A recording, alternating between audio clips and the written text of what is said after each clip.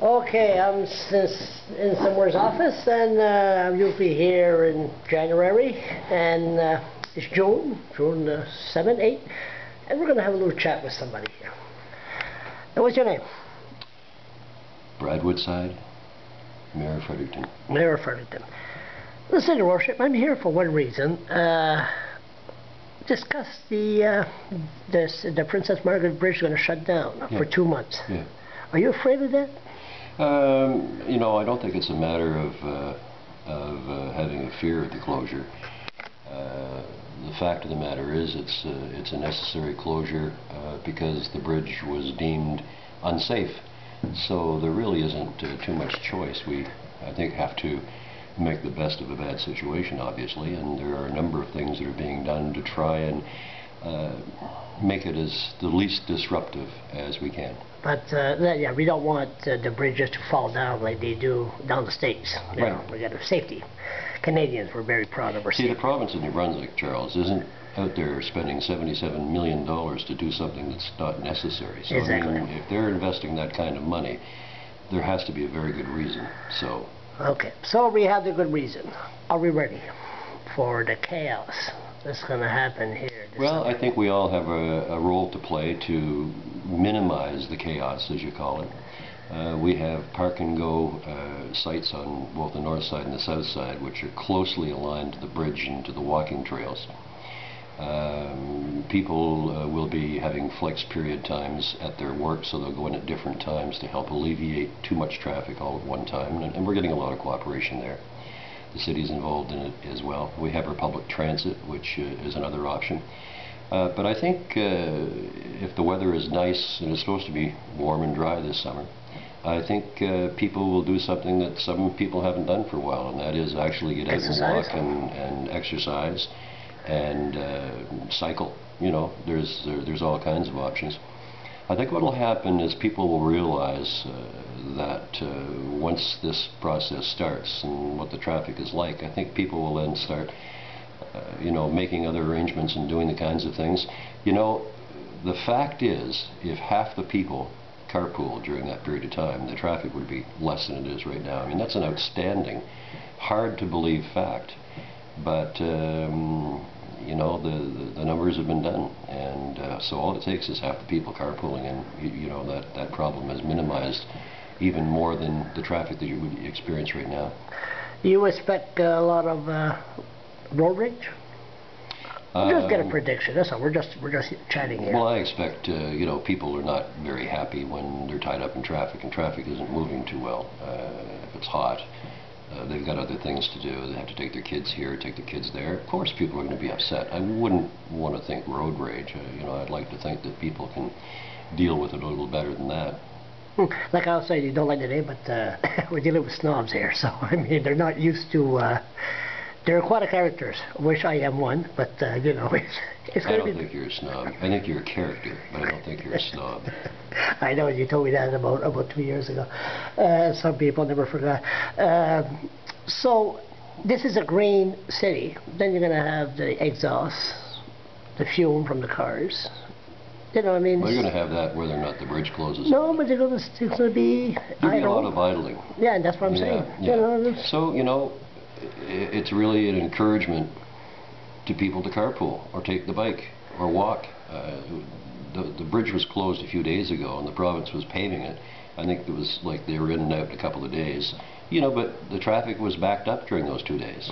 And yeah, that's true. I was in the traffic myself, and I tell you, I saw people walking across the bridge, nice smile on their face, getting exercise, beautiful day. Fresh air here. They made it across the bridge before I did. And what do you plan to do this summer? Yeah, that's the other thing. You know, I think we should plan accordingly around that. It would be nice, like we have a family reunion, so, you know, I'm quite pleased about that. So it'll take at least my vehicle off the road and my family. So it's a good time to take a vacation. If you get vacation, it's a good time. I mean, you take it in the summer anyway, right? Yeah. So, you know, if you can find something to do during that period of time, it's probably a good time not to be here and dealing with traffic. City's finest. How are they going to handle it? Well, I'd like to think that the police are going to, we're going to be monitoring this very, very closely, and one of the things that we have to watch is on Union Street is the backup of traffic and the synchronization of traffic lights and so on. So we don't want 50 cars waiting in one direction and 2 in the other.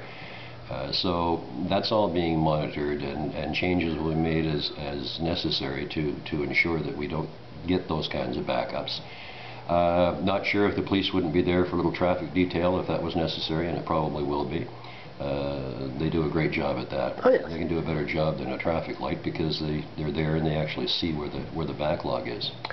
Shouldn't they be allowed to ride their skateboard this summer only, just on the street? Like, they're not allowed to drive skateboards on the street. Shouldn't this summer they should just pass a special? Well, I wouldn't say that our police are going to be out there, charging everybody that you have a bike on a sidewalk or something. We have bylaws, and they're there for a very good reason.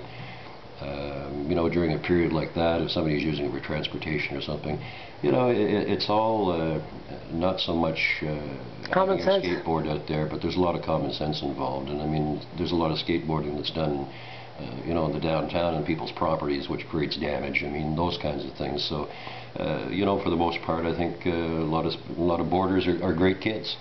Yep. And some spoil it for them by some of the things that they do. So as a consequence, there has to be rules and regulations that everybody has to fall under. But we're not the big bad guy, and that's not the way I want to have the city portrayed. So we'll see how that unfolds. I have a little beef there, and because I'm stubborn, I rode a bicycle across Canada, and I fought in Canada years ago. This helmet law. Then you got the park patrol.